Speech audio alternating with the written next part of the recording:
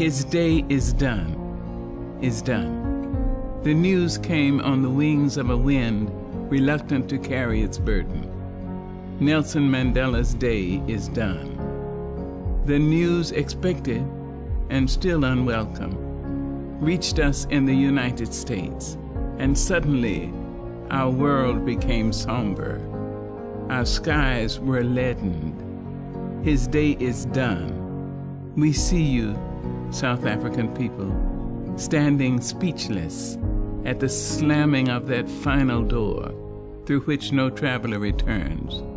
Our spirits reach out to you, Bantu, Zulu, Xhosa, Boer. We think of you and your son of Africa, your father, your one more wonder of the world. We send our souls to you as you reflect upon your David, armed with a mere stone, facing down the mighty Goliath. Your man of strength, Gideon, emerging triumphant, although born into the brutal embrace of apartheid, scarred by the savage atmosphere of racism, unjustly imprisoned in the bloody maws of South African dungeons. Would the man survive? Could the man survive? His answer strengthened men and women around the world.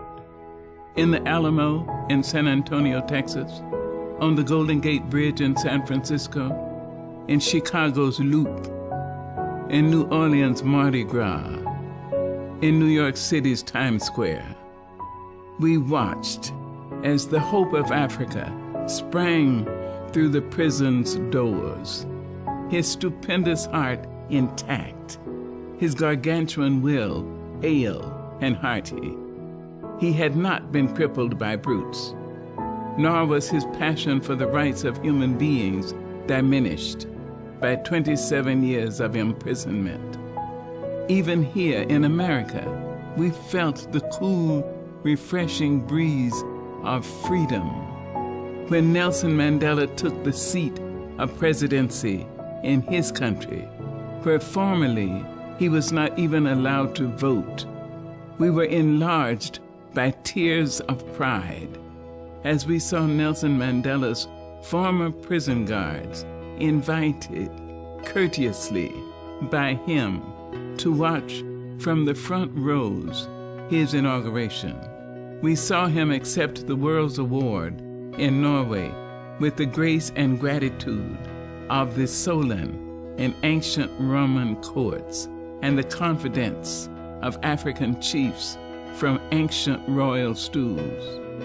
No sun outlasts its sunset, but will rise again and bring the dawn. Yes, Mandela's day is done, yet we, his inheritors, will open the gates wider for reconciliation, and we will respond generously to the cries of blacks and whites, Asian, Hispanics, the poor who live piteously on the floor of our planet. He has offered us understanding. We will not withhold forgiveness, even from those who do not ask. Nelson Mandela's day is done. We confess it in tearful voices, yet we lift our own to say thank you. Thank you, our Gideon. Thank you, our David, our great courageous man. We will not forget you. We will not dishonor you. We will remember and be glad that you lived among us, that you taught us, and that you loved us all.